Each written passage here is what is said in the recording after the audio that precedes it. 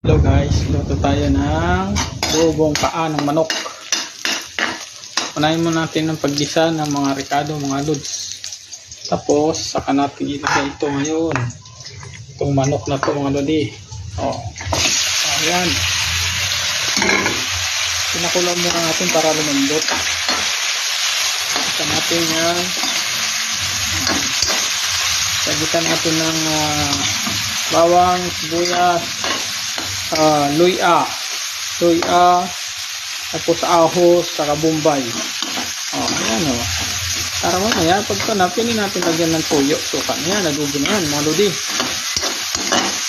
Kaya naman kaldero nito, dahil naman taob naman kaldero nito, mga lodi. May sili pa ito, manghang to. Ayan o. Sarap. Ayan, luto. Panlasang Pinoy. Baka naman. Panlasang Pinoy. Ang panlasang Pinoy, mga lodi. Baka naman, dato puti. Tapos lagyan natin ng dato puti. Baka naman.